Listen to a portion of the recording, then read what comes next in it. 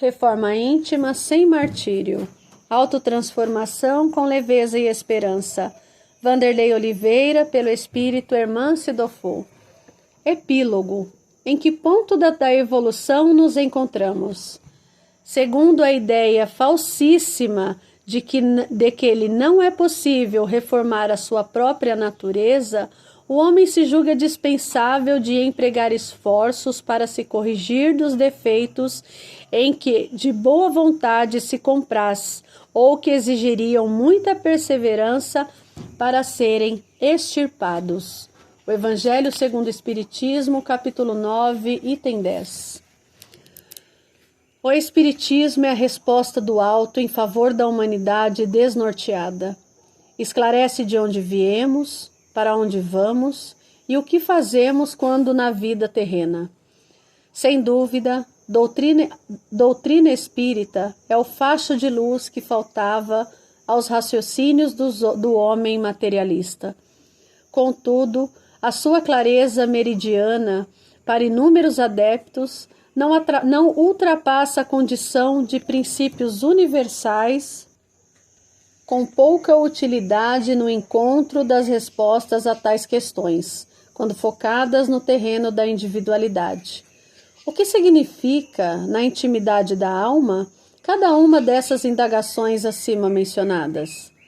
Pergunte a um aprendiz espírita de larga vivência doutrinária se tem noções claras sobre a origem de sua reencarnação. Indague-se de outros se conhecem os objetivos essenciais de suas metas reencarnatórias, ou ainda consulte-os sobre o que esperam para si mesmos depois do desencarne. Quase sempre ouviremos respostas evasivas, próprias da infância espiritual, que ainda assinala nossa caminhada rumo à maturidade. De onde viemos? Para onde vamos e a razão da vida no corpo quase sempre são apenas informações sem aprofundamento.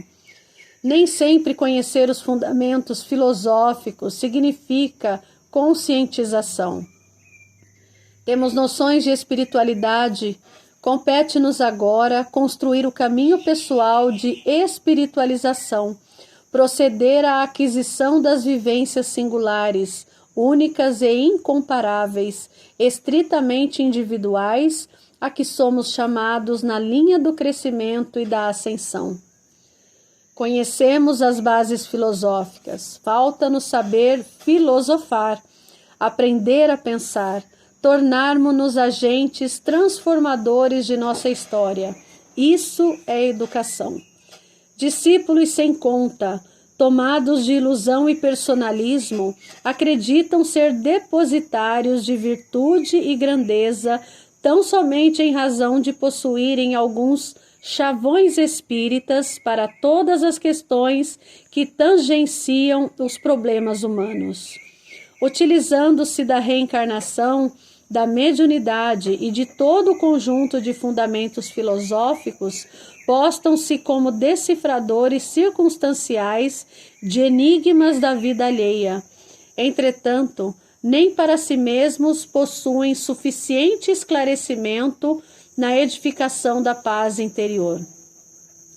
Não se aprofundam nos dramas íntimos que carregam em si mesmos, sendo constrangidos em inúmeras ocasiões a desconfortável encontro com sua sombra, quando então são compelidos pela dor e pela frustração, diante do labirinto de seus problemas, a pensar e repensar suas lutas, aprofundando a sonda da razão nas causas ignoradas de suas reações e atitudes, pensamentos e emoções. Renovação é trabalho lento e progressivo, muito embora avançado número de aprendizes espíritas, assaltados por ilusões, esteja favorecendo a morosidade ou o estacionamento em desfavor de si mesmos. Muitas crenças desprovidas de bom senso e vigilância, nascidas de raciocínios confusos, têm servido de obstáculo ao serviço transformador nas sendas doutrinárias. Uns querem caminhar mais rápido do que podem, outros desacreditam que podem superar a si mesmos. Esses últimos, porém, os que deixaram de acreditar em si mesmos, são aqueles que Hahnemann situa em sua fala, segundo a ideia falsíssima, abre aspas, segundo a ideia falsíssima de que não lhe é possível reformar sua própria natureza, o homem se julga dispensado de empregar esforços para se corrigir dos defeitos em que de boa vontade se compraz, ou que exigiriam muita perseverança para serem extirpados. Fecha aspas. Crenças enfermiças têm tomado conta da vida mental de muitas criaturas que se permitem acreditar não ser capazes de vencer a si mesmas. É assim que ouvimos com frequência algumas expressões de derrotismo que traduzem a desesperança de muitos corações que, em tese, já decidiram por servir a dois senhores. Evangelho segundo o Espiritismo, capítulo 16, conforme a prédica evangélica. Frases como: estou cansado da vida, não posso mais caminhar, preciso de um tempo. Não possuo qualidades suficientes para operar minha renovação. Quem sou eu para chegar a esse ponto de evolução? Não dou conta dessas propostas, são muito exigentes. E outras tantas falas semelhantes que desfilam nas passarelas do desculpismo são os sinais evidentes daqueles que optaram ou estão prestes a optar pelos caminhos largos da vida, renunciando à batalha pela conquista da porta estreita das escolhas vitoriosas. De certo, a nenhum de nós será pedido mais do que pudermos dar. Todavia, muita acomodação e descuido tem acontecido nas fileiras educativas do Espiritismo, tão somente porque os discípulos não têm se armado de suficiente humildade para reconhecer consigo mesmos a natureza e a extensão de suas imperfeições. Muitos, apesar do conhecimento, têm preferido os leitos confortáveis da ilusão, acreditando-se melhores do que realmente são. Sob o fascínio do orgulho, sentem vergonha, medo de se expor e profunda tristeza por se verem abraços com mazelas que já gostariam de ter superado, mas que ainda muito lhes agrada. E é nesse clima de profundo desconforto consciencial que a alma envolve. Premido pela tristeza das atitudes das quais já gostaria de se ver livre, é que nasce o impulso para a transformação e o progresso. Contudo, é aqui também que muitos têm se entregado e desistido ante os apelos quase irreversíveis da atração para a queda. Imprescindível elastecer noções de estágio em que nos encontramos, para administrar com mais sabedoria e equilíbrio o conflito que se instala em nosso íntimo, entre o que devemos fazer, o que queremos fazer e o que podemos fazer. Posições extremistas têm instaurado dores desnecessárias.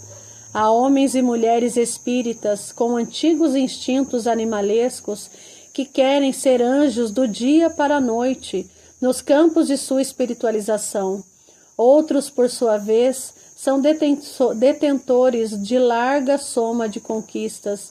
Entretanto, julgam-se incapacitados, aprisionados a avaliações negativistas que os fazem se sentir vermes rastejantes nas fileiras da vida.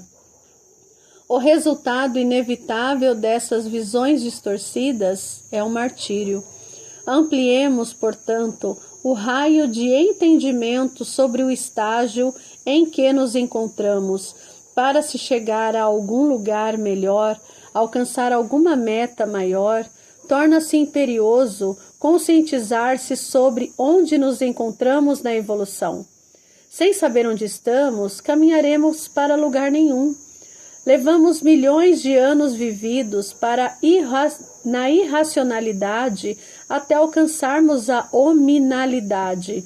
Como hominais, avançamos na arte de pensar, mas nem por isso será justo, no conceito cósmico, dizermos-nos civilizados, conforme nos asseveram os nobres guias. Abre aspas, não tereis verdadeiramente o direito de dizer-vos civilizados, senão quando de vossa sociedade houverdes banido os vícios que a desonram e quando viverdes como irmãos, praticando a caridade cristã. Até então, sereis apenas povos esclarecidos que hão percorrido a primeira fase da civilização. Fecha aspas.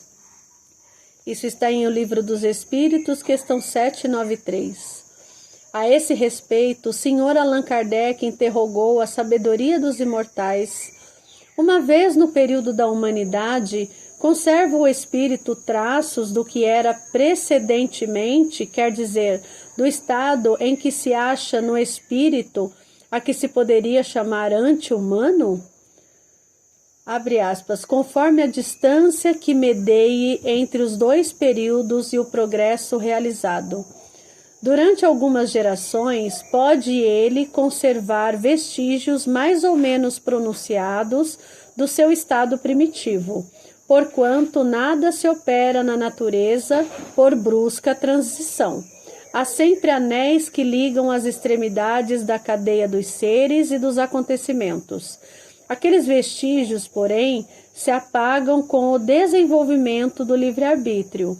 Os primeiros progressos só muito lentamente se efetuam, porque ainda não têm a secundá-los à vontade. Vão em progressão mais rápida à medida que o espírito adquire perfeita consciência de si mesmo. Fecha aspas. Livro dos Espíritos, questão 609. Na questão em Epífagre consta: os primeiros progressos só muito lentamente se efetuam, porque ainda não têm a secundá-los à vontade. Vão em progressão mais rápida à medida que o espírito adquire perfeita consciência de si mesmo. Imprescindível ao nosso aperfeiçoamento moral será saber em que estágio nos situamos, a fim de não tropeçarmos em velhas ilusões de grandeza. Em verdade, apenas iniciamos o serviço de autoaprimoramento. O trajeto das poucas conquistas que amealhamos foi realizado preponderantemente na horizontalidade dos valores cognitivos. Somente agora damos os primeiros passos para a verticalização em direção às habilidades da consciência de nós mesmos no terreno dos sentimentos. Precisamos constatar que nada mais somos, por enquanto, que criaturas que ensaiam os primeiros passos para sair do primitivismo moral rumo à humanização ou humanização integral. Apesar de já peregrinarmos há milênios no reino hominal, ainda não nos fizemos legítimos proprietários da herança paternal a nós confiada. Não será impróprio dizer que somos meio humanizados. Contudo, apesar dessa radiografia de nosso estágio evolutivo, existe muita vertigem provocada pelo orgulho em razão de nossa pouca competência em nos autoavaliar. Dentre elas, como aquela que se pode assinalar como sendo acentuadamente prejudicial aos ideais de transformação interior, vamos encontrar o desejo infantil que acompanha muitos, de tomar de assalto a angelitude instantânea. Pois se mal deflagramos o labor de assumir a condição hominal, como agir como anjos? Entre a angelitude e a hominalidade existe a semeadura fértil da humanização. Carecemos primeiramente nos consolidar como seres humanizados e descortinar todas as conquistas próprias dessa etapa, para então, posteriormente, galgar novos patamares naturalmente. Desejando santificação, muitos aprendizes da nova revelação descuidam de pequenas lições educativas da ascensão, passo a passo, vivendo uma reforma idealizada e não sentida. Como conceber almas educadas na mensagem da Boa Nova Espírita? Pois, algumas vezes, a criatura afeiçoada às lições doutrinárias não é capaz de utilizar com responsabilidade e correção um banheiro higiênico no próprio lar. O melhor e mais ajustado sentido para o trabalho interior de melhoria pode ser compreendido como a conquista da consciência de si mesmo, a aquisição do patrimônio da divindade que domina no imo de nós próprios desde os primórdios da criação. Menos do que vencer as sombras interiores, o desafio da reforma espiritual requer a capacidade de criar o bem em nós pela fixação dos valores novos. Mas que evitar o mal é necessário saber desenvolver habilidades eternas.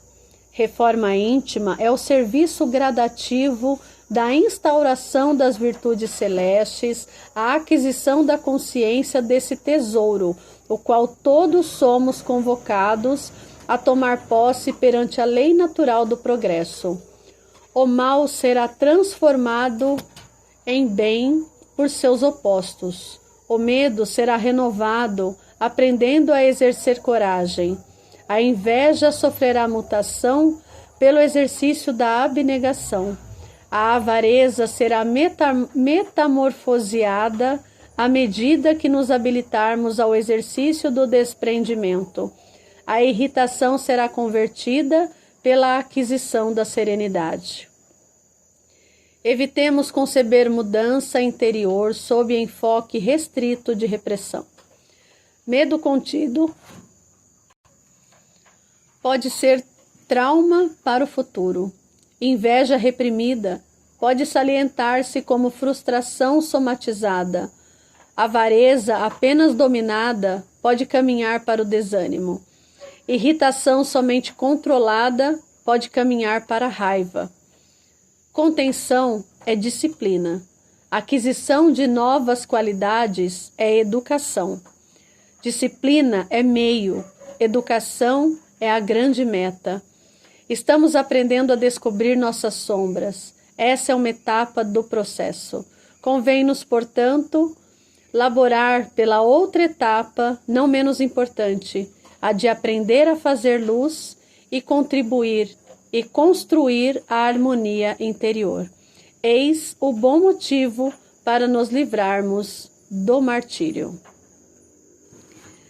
Fim. E assim nós encerramos nossa leitura. Reforma íntima sem martírio, autotransformação com leveza e esperança. Que essa leitura possa nos trazer o consolo, o amparo necessário para que possamos seguir de maneira saudável e sustentável no nosso processo de evolução, de reforma íntima, de autodescobrimento, de autoamor, caminhando sempre e nos guiando sempre pelos exemplos do nosso Mestre Jesus. E que a doutrina espírita possa sempre nos sustentar nessa caminhada.